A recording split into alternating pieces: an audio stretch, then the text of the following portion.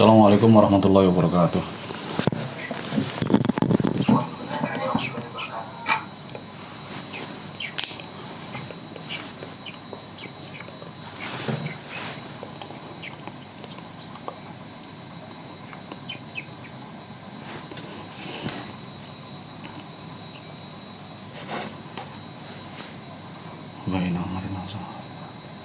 Al-Fatihah. A'udzubillahi minasyaitonir rajim. Bismillahirrahmanirrahim. Alhamdulillahirabbil alamin.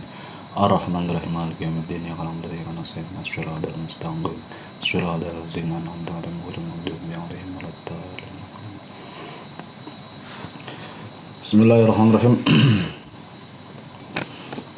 Sekarang Ar-Rabi'u halaman 25 ya. Halaman 25 Ar-Rabi'u yang paragraf ketiga atau 23 paling bawah. Ar-Rabi'u ayyaqna'a minal quti wal libasi bima tayassara fa bisyubri ala adnal 'aish yanalu sa'atal ilmi wa jam'a syamlil qalbi min mutafarriqatil amali wa yatafajjaru fihi yanabi'ul hikami.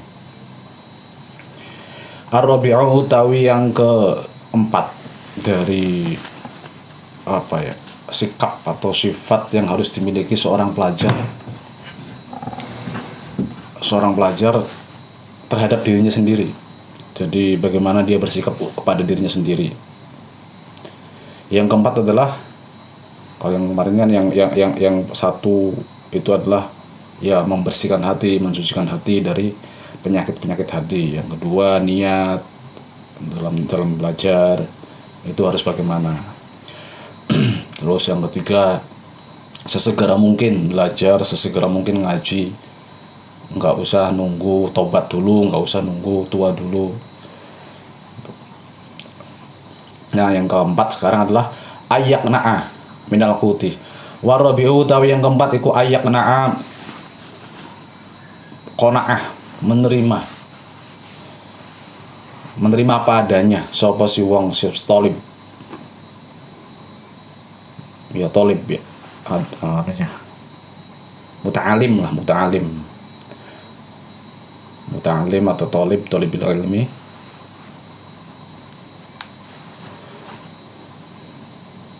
Apa namanya domirnya?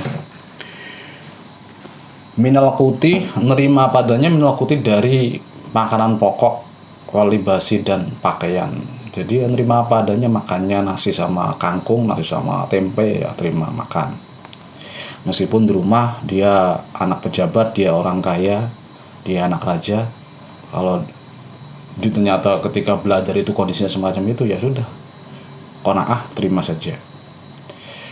Pakaiannya juga kan nggak mungkin kita di pondok atau ketika belajar itu pakaiannya harus gonta-ganti, harus stylish, harus bawa ke pondok bawa pakaian satu lemari. Terima aja, misalnya aturan dari pondok, kenapa kok diatur pakaiannya harus sekian, sarungnya harus sekian, roknya harus sekian misalnya. Itu diantaranya ya melatih ini. Kalau faktor-faktor lainnya, kenapa kok ada aturan semacam itu ya? Untuk meminimalisir kehilangan-kehilangan, kerusakan-kerusakan. Karena ya kita tahu sendiri, santri ketika di pondok ya sebenarnya latihan hidup sendiri. Yang namanya latihan itu pasti ada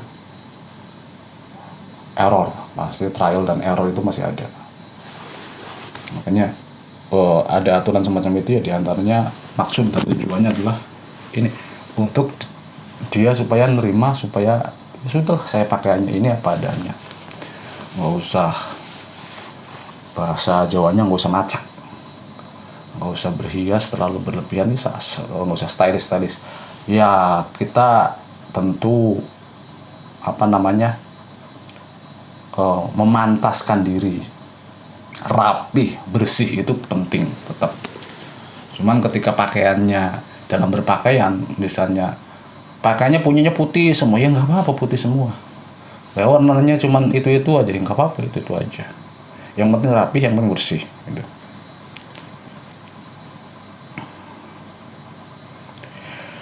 Bima tayassaro dengan pakaian-pakaian atau makanan-makanan dengan sesuatu tayasaro yang gampang.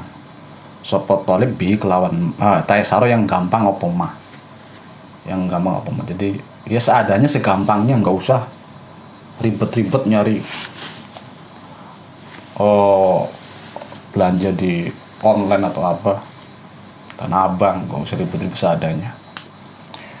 Fabis sabri ala adal aish, fabis sabri maka dengan kesabaran ala adal aishi terhadap kehidupan yang rendah, kehidupan yang lebih rendah, bukan rendah berarti yang minim, kehidupan yang tidak maksimal, ya nalu maka akan mendapatkan sapa si muta'alim sa'atal ilmi ing keluasan ilmu. Karena dengan dia menerima apa adanya, makannya apa adanya, pakaiannya apa adanya, nggak usah mikirin pakaian, nggak usah mikirin makanan, akhirnya dia fokus kepada ya belajarnya ngaji itu. Bandingkan dengan orang yang selalu memikirkan penampilan, selalu memikirkan style, akhirnya ya ngaji juga terpecah karena aduh pakaiannya nggak matching nih, aduh saya makannya tadi nggak enak, akhirnya ngaji pun juga terganggu. Ya ilmu yang didapatkan pun juga nggak akan banyak. Tapi beda dengan orang atau santri yang ketika belajar cuman ya nggak usah mikirin pakaian, nggak usah mikirin makanan seadanya, yang penting saya belajar. Nah akhirnya fokusnya lebih besar atau lebih banyak ke ilmu atau ke pelajarannya. Nah, wajam asyamlil qalbi, dan mengumpulkan kepingan atau serpihan hati min mutafarriqatil amali, dikumpulkan dari angan-angan yang terpecah-pecah. Yaitu kalau misalnya kita memikirkan pakaian, memikirkan saya pengen beli ini, pengen beli itu, pengen makan ini, pengen makan itu kan amal, khayalan, keinginan yang bercabang-cabang, yang terpecah-pecah. Nah, dengan dia bersabar menerima apa adanya pakaian dan makanan, akhirnya hal-hal yang amal-amal yang keinginan-keinginan, angan-angan semacam itu akan hilang dan hatinya akan terfokus dalam menghadapi pelajaran atau menghadapi pengajian, materi pengajian.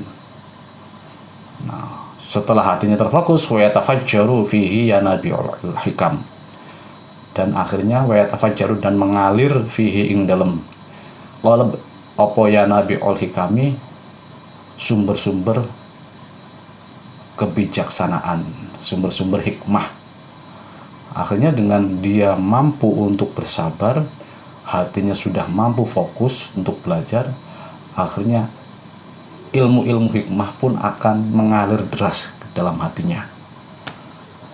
Ya, namanya ilmu hikmah itu ya bukan kita bukan membahas masalah ilmu hikmah yang apa ya, yang ilmu hikmahnya Imam Al-Buni semacam itu, bukan. Artinya ada ilmu yang meskipun kita belajarnya itu di kelas misal hanya segitu, tiba-tiba nanti setahun kemudian dia dengan sendirinya hatinya itu akan mendapatkan hikmah dari ilmu itu, manfaatnya. Kalau saya sih mengarahkan kepada manfaatnya. Jadi manfaatnya itu lebih besar ilmu yang didapatkannya itu. Qala berkata sapa Imamuna Asy-Syafi'i, imam kita Imam Asy-Syafi'i radhiyallahu taala anhu, la yuflihu man talabal ilma bi'izzatin nafsi wa sa'atil ma'isyah, walakin man talaba bidzillatin nafsi wa dhiqil 'aishi wa khidmatil ulama aflah.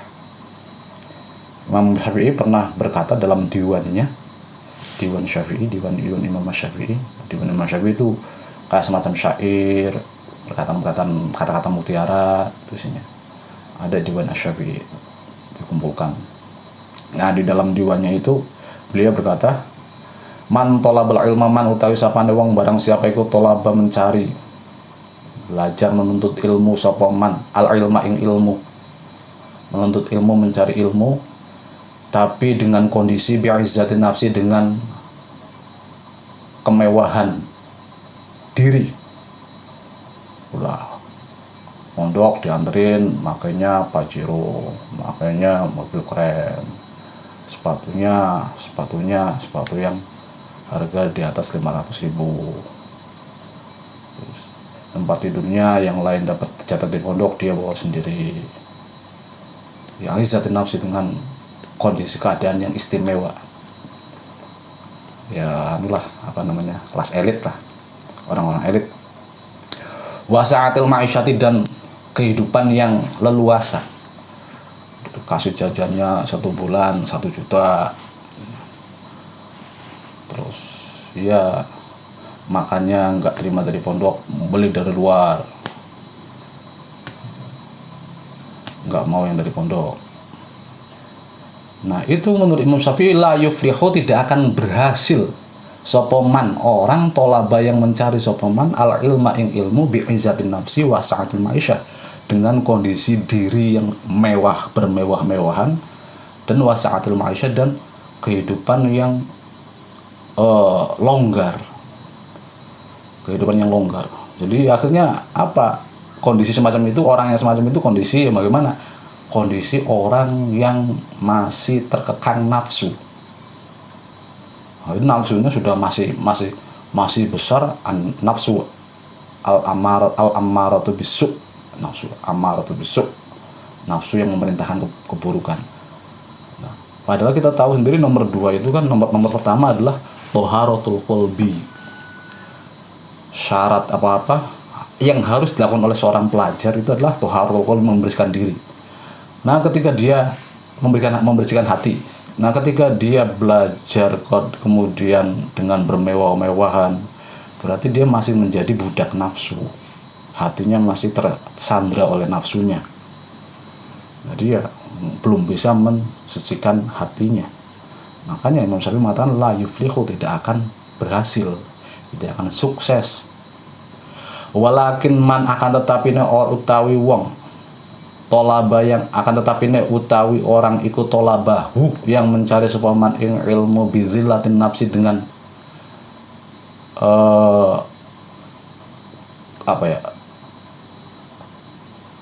kalau zillah itu kan kehinaan, nafsi kan diri, artinya itu ya dengan kondisi yang serba kekurangan.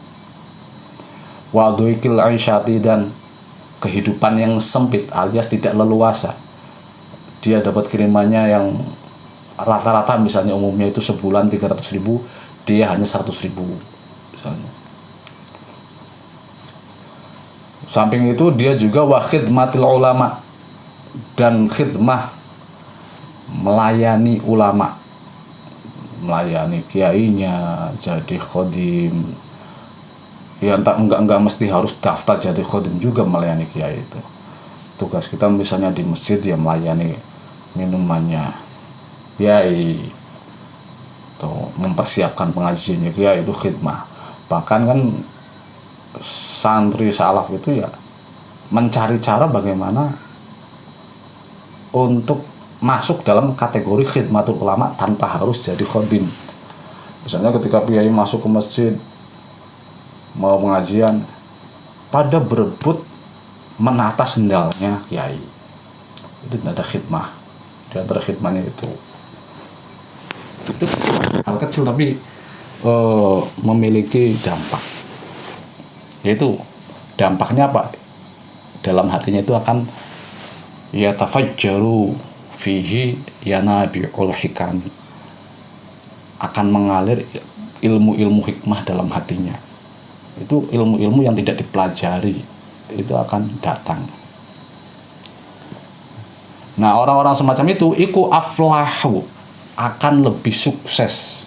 Jadi nggak menampik kemungkinan kalau orang yang pertama, orang yang belajar ngaji dalam kondisi mewah, dalam kondisi yang serba ada, itu sukses. Nggak menampik itu, pasti ya bisa saja sukses. Cuman lebih sukses lagi, lebih beruntung lagi adalah orang yang belajar dalam kondisi yang keterbatasan. Kita kalau lihat biografi manakibnya kiai-kiai ulama-ulama zaman dulu, dengan mondok atau belajar atau ngaji dengan kondisi yang serba kekurangan, ternyata itu sebagai pelecut dan akhirnya mendapatkan buahnya. Ya kalau saya sih kayak saya Mbah Abdul Karim itu ketika di Bangkalan itu mondok di Mbah Yahya Khalil, beliau hanya punya satu baju. Ketika bajunya kotor, beliau cuci, kemudian beliau sendiri berendam di kolam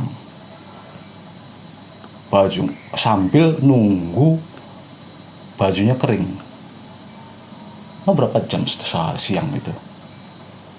Sambil berendam, beliau ngafalin, belajar. Itu dalam segi pakaian. Dalam segi makanan, beliau tidak pernah makan nasi, makannya daun mengkudu, daun pace, mengkudu, nggak makan nasi. Jadi hasilnya apa ya, kita lihat sekarang.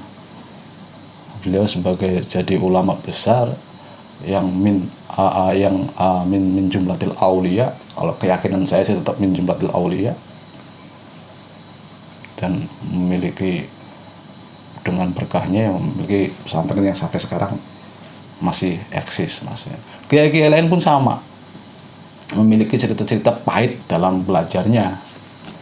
Itu dzikil aish wa jillatin nafsi, itu kalau memang dijalani secara qanaah, menerimanya, itu nggak usah ditunggu kapan suksesnya, insya Allah bisa sukses, insya Allah bisa jadi orang besar.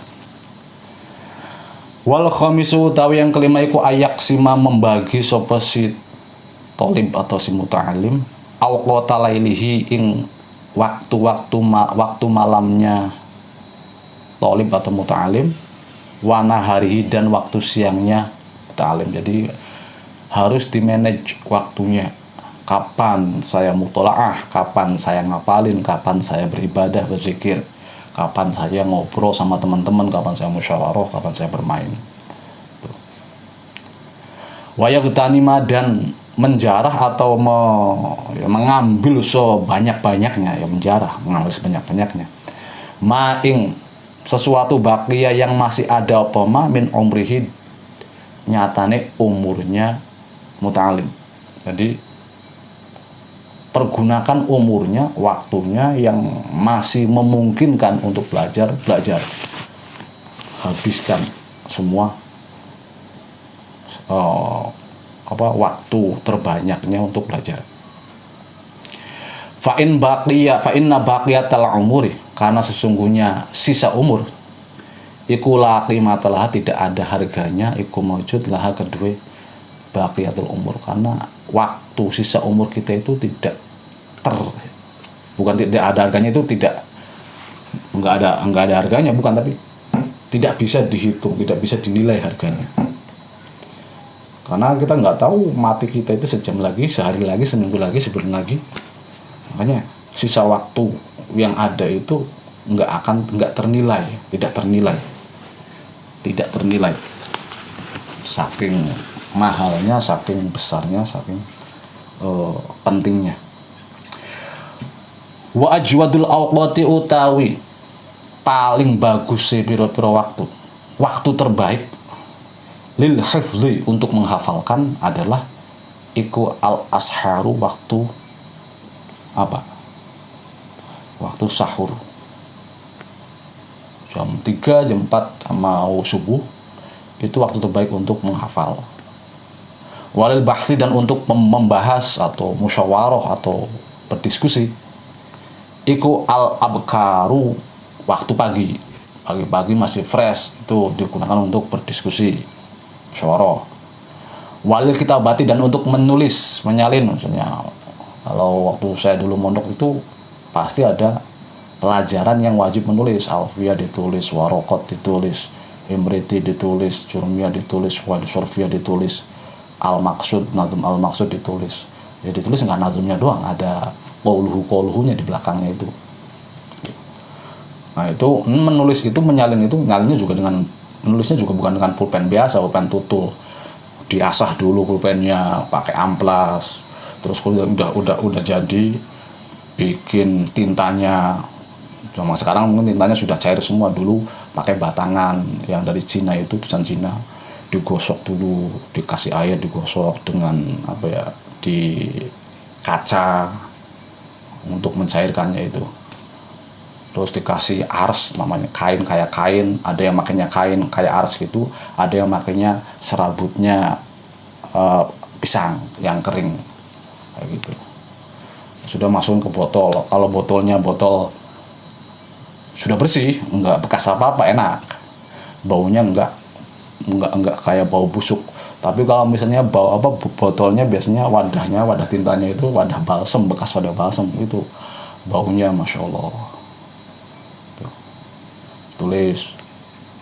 Nah, menulis itu, atau misalnya kalian sudah alim, jadi ulama, pengen buat kitab, nulisnya, ngetiknya, sekarang mungkin ngetiknya di laptop itu, iku wasatun nahari, tengah hari.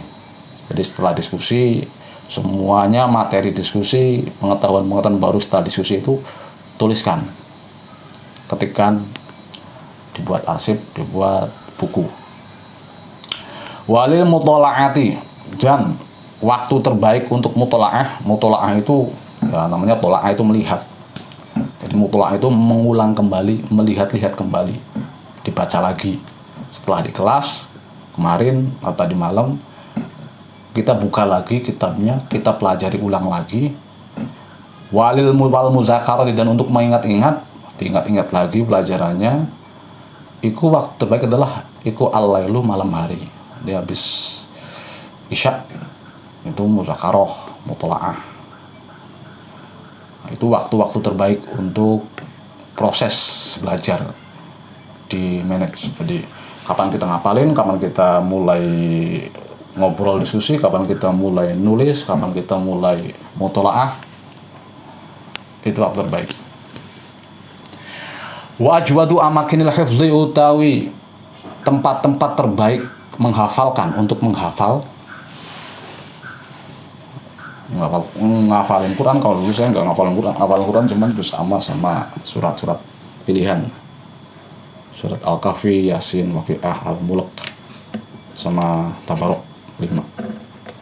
Nah itu lainnya itu kan saya setiap hari kalau belajar itu waktu di pondok, setiap hari itu ada pelajaran alfiyah atau pelajaran lainnya lah yang nulis. Nah pelajaran yang nulis itu tiap hari, besoknya itu hafalan. Jadi malamnya itu setelah mutola'ah ngapalin pelajaran itu, ngapalin berapa, paling sedikit satu halaman. Terus paginya itu ya siap-siap kalau ditunjuk.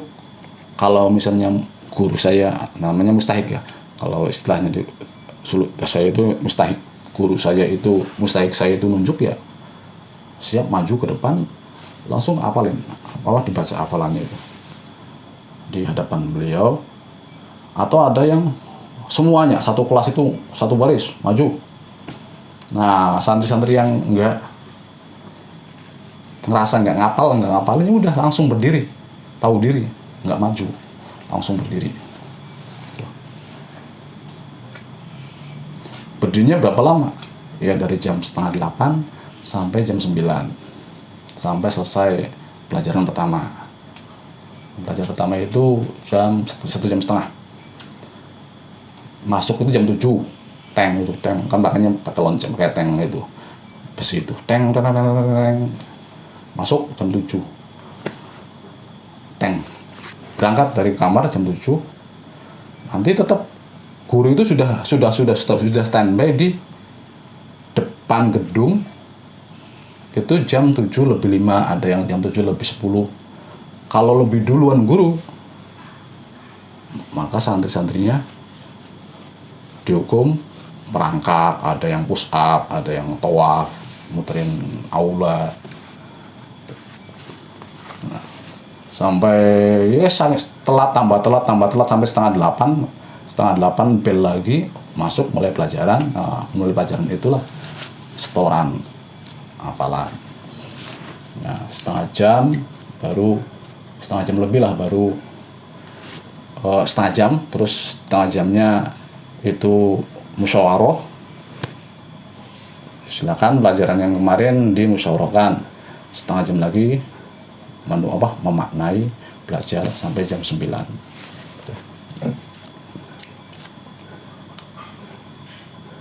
Nah, wa ajwadu amakin lahifli utawi tempat terbaik menghafalkan ikwal hurufu kamar-kamar pondok, di kamar, di tempat yang memang pribadi, tempat privasi. Misalnya kalau di rumah ya punya kamar sendiri, ya di kamar sendiri yang tidak terganggu orang lain. Kalau misalnya di kamar di pondoknya rame, ya pindah. Wa kullu maudi'in, dan setiap tempat ba'idin yang jauh, anil mulhimati, dari hal-hal yang memalingkan dia. Ya kerame-ramean itulah, hal-hal yang mengganggu fokus atau mengganggu proses hafalan itu, menghafal itu. Ya jauh dari keramaian. Ada yang tipe orang, ada yang bisa hafalan di rame-rame, bisa. Ada orang yang nggak bisa, ada yang hanya pengen di tempat yang tertutup, yang terbuka, macam-macam. Tipikal orang. Terserah, silakan itu mau milih yang mana sesuai dengan kemampuan atau enaknya dia ngapalin itu, masuknya itu di tempat apa. Kalau saya waktu ngapalin ya biasanya di kamar bisa, cuman di kamar kan banyak anak yang tidur takut ganggu. Akhirnya di atas loteng atau di depan makbaro. Di makbaro rame, makbaro kuburan, makamnya kiai. Cuman di situ kan rame, nggak pernah sepi, rame terus. Jadi agak konsentrasi, paling di situ cuman istilahnya murojaah, ngelalar. Kalau sudah hafalan, seakan-akan saya itu setor kepada Pak Yai, saya sudah dapat segini. Selain ziarah, setoran alfiah.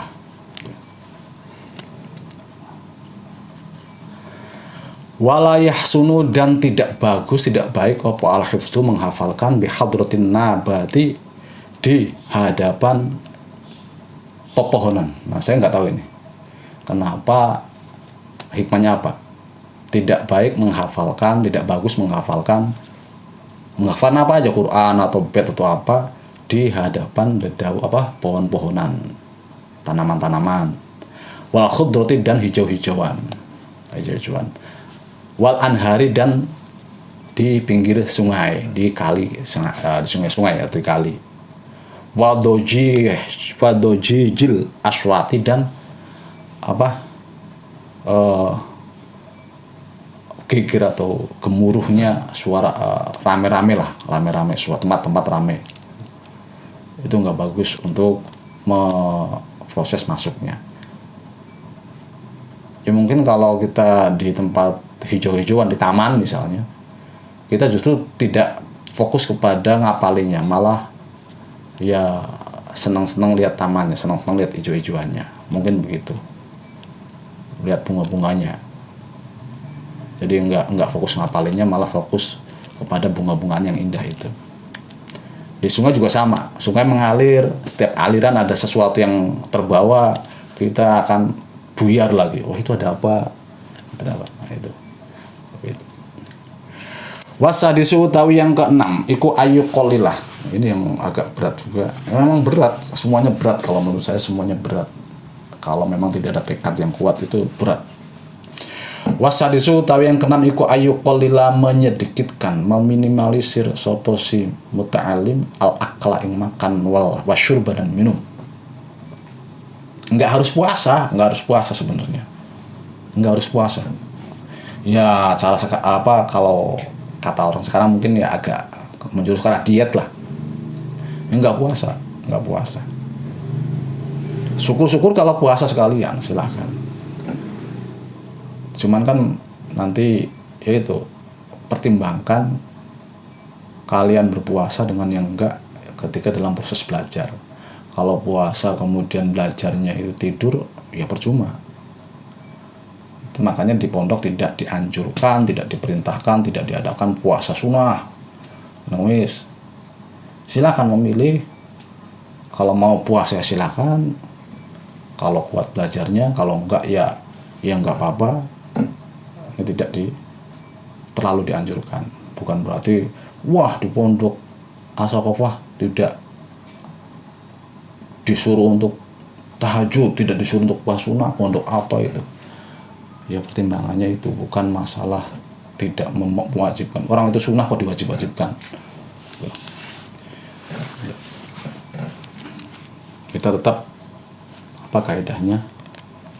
Masa ya yang wajib dikalahkan sama yang sunnah gitu.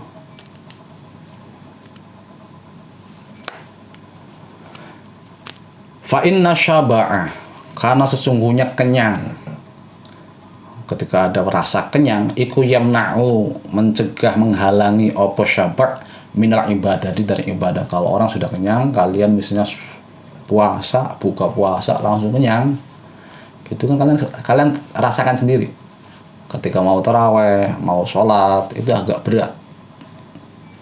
Dia akan menghalangi, mencegah ibadah. Kalau dipaksa-paksa nanti akhirnya belajar ya ngantuk, tidur. Wayuskilu dan memperberat al badan yang badan. Ya, badan agak malas, mager ketika sudah kenyang itu mager. Wamin fawa ini itu kenapa kok secara logika itu kenapa kok tidak dianjurkan untuk kenyang-kenyang. Wa min fawaidi qillatil akli, dan iku diantara faedah-faedah manfaat sedikit makannya sedikit. Pak, saya kalau makannya sedikit nanti kena mah. Ya kalau masalah mah itu kan sebenarnya faktornya bukan masalah enggak makan ataupun makannya sedikit, tapi karena pola makan yang tidak teratur dan makanan yang dimakan itu juga sembarangan. Jadi gitu.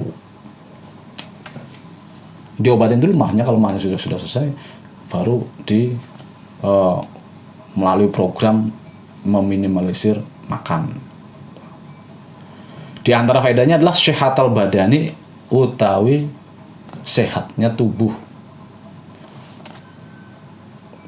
Kayaknya emang orang sedikit makan itu ya nggak mungkin kelaparan, nggak mungkin nanti sakit, nggak juga.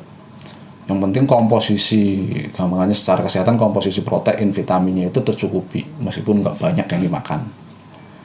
Wadaful amrodi, dan juga menghalau sakit, penyakit al badaniyati yang bersifat badan. Orang kalau kegemukan, kalau banyak makan itu kan pasti banyak penyakitnya. Entah nanti darahnya naik, kolesterol, atau gula darah, atau nasi kan itu kalau berlebihan itu bisa jahat. Karena nasi itu kan di dalamnya banyak glukosanya, banyak gulanya.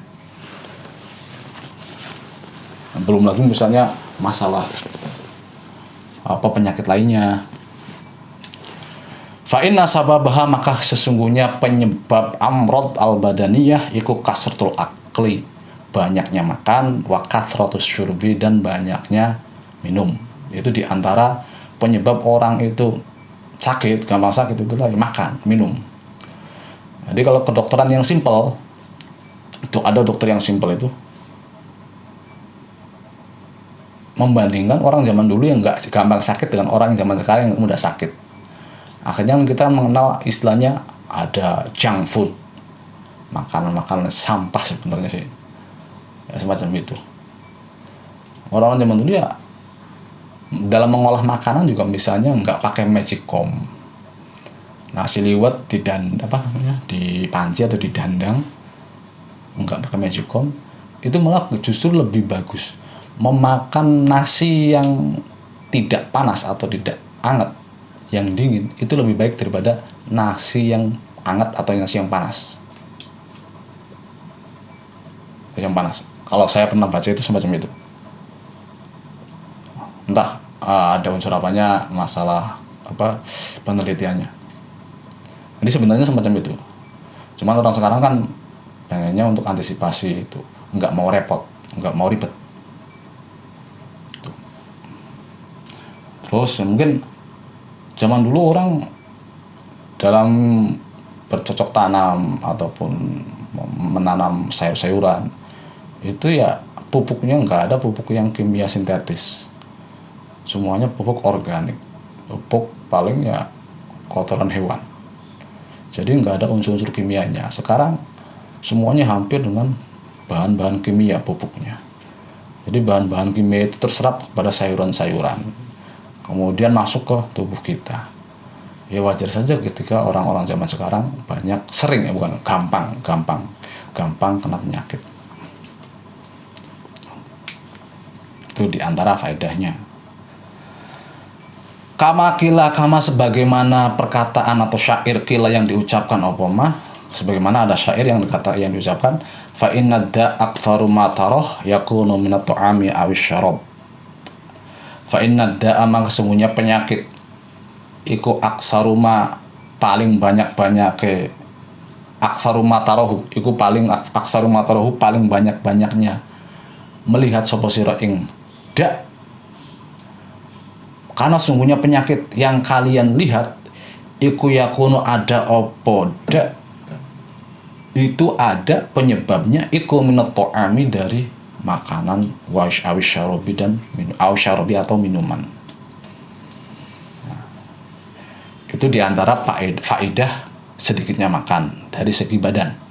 Nah sekarang dari segi hati, faedahnya adalah wasihhatul qulubi, dan sehatnya hati, minat tughyani dari sifat-sifat tughyan itu sifat-sifat pengecut atau sifat-sifat ya sifat-sifat kotor lah. Misalnya begini, orang ketika sudah kecanduan makan, misalnya kalau lapar makan misalnya, nggak bisa nahan, itu akhirnya ya kayak orang itulah, orang yang kecanduan narkoba semacam itu. Jadi bagaimana caranya mendapatkan makanan itu? Nah dengan cara licik pun akan dia dapatkan, ngambil dari temennya, nggak ngomong dulu, berbohong. Jadi dengan karena ada tuntutan untuk makan, untuk banyak makan, akhirnya hatinya pun akan tergerak semacam itu. Beda kalau dia sudah menerima dengan sedikit makan, nggak usah mikirin ngambil punya temennya atau nipu atau berbohong. Wal batori dan sombong. Nah, akhirnya juga ada penyakit hati yang berupa sombong kalau banyak makan. Jadi makanya sedikit makan itu bisa membersihkan hati atau menyehatkan hati dari kesombongan. Sombongnya bagaimana? Orang banyak makan itu ya akan sombong dengan lauknya apa, banyak nasinya banyak. Itu akan bangga dengan makannya, itu akan bangga.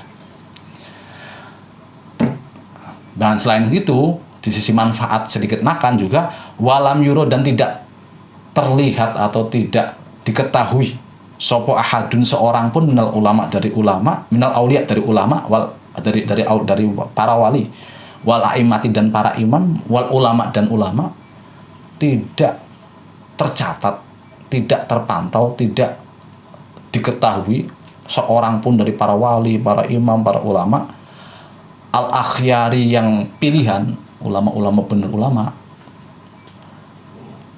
iku ya tasyifu, memiliki sifat sopo ahadun, au yusafu atau disifati sopo ahadun, bikasratil akli kelawan banyak makanya. Tidak ada satupun ulama kiai yang benar-benar kiai, yang benar-benar ulama itu digelari dengan banyak makan, dikasih gelar atau dijuluki dengan orang yang banyak makan. Nggak ada orang seorang kiai pun yang benar jadi kiai ketika perjalanan hidupnya, perjalanan belajarnya kok banyak makan. Nggak ada kiai-kiai besar itu, para wali, para ulama, nggak ada yang banyak makan.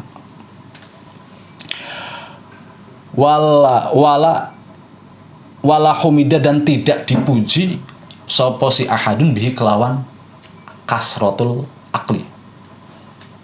Jadi tidak ada orang ulama, dia jadi ulama. Kenapa ulama? Kenapa jadi kiai besar gitu? Karena dulu waktu di pondoknya banyak makan. Nggak ada ceritanya begitu. Wa inna ma tuhmadu dan sesungguhnya dipuji apa kasrotul akli, banyaknya makan. Minad dawati, yang dipuji kalau banyak makan itu adalah minad dawati, dari hewan-hewan ternak. Yang dipuji banyak makan, sesuatu yang banyak makan itu dipuji adalah hanya hewan. Hewannya besar-besar, kambingnya gede-gede, iya karena tiap hari makan terus. Itu hanya hewan. Allati la taqilu, yang tidak berakal sapa dawat. Watur sodu dan dan disiapkan apa dawat lil amali, untuk bekerja. Ya karena memang hewan ternak itu ya, waktu zaman dulu mungkin ada kerbau, ada yang untuk membajak sawah, akhirnya dikasih makan banyak. Memang dipersiapkan untuk itu. Nah kita kan ya kalau memang kerja ya kerja. Memang kan ketika belajar ya enggak kayak orang kerja. Mungkin kita memaklumi orang tukang atau orang kerja makannya banyak, mungkin karena membutuhkan tenaga yang besar untuk kerja. Jadi makannya banyak, kita maklumi itu. Tapi dalam proses belajar ya enggak seperti kerja juga. Kalau orang tua dulu sih namanya prihatin, hidup prihatin gitu. Diajari pondok itu supaya hidupnya prihatin gitu. Yang ngirit-ngirit, jangan boros. Itu diantara ajaran pesan-pesan orang-orang tua itu kalau anaknya mondok itu. Nggak tahu kalau yang di sini sih pesannya gimana. Kalau nggak ada uang telepon aja, ya enak dong. Telepon lagi, mah kirimin uang, habis uangnya. Jadi zaman sekarang sih idza dokot tasak, ya bener berlaku. Seharusnya zaman sekarang itu idza tasak toko. Ketika sesuatu itu mudah, sesuatu itu gampang-gampang saja, kita harus membuat dia melatih untuk dipersempit. Kita tahu kita kaya, kalau kita telepon juga bisa transfer. Ya, kita harus bisa menahan itu. Kita harus mempersempit itu. Jangan yang diberlakukan kaidah idza dokot tasak. Dalam masalah itu enggak berlaku idza dokot tasak. Tapi idza tasak dokot. Wasabi'u, tawi yang ketujuh. Wallahu a'lam bishawab. Al-Fatihah. A'udzubillahi minasyaitonir rajim. Bismillahirrahmanirrahim. Alhamdulillahirabbil alamin. Ar-Rahmanir-Rahim. Maliki yaumiddin. Iyyaka na'budu wa iyyaka nasta'in. Shiratal mustaqim. Shiratal ladzina an'amta 'alaihim ghairil maghdubi 'alaihim waladdallin. Assalamualaikum warahmatullahi wabarakatuh.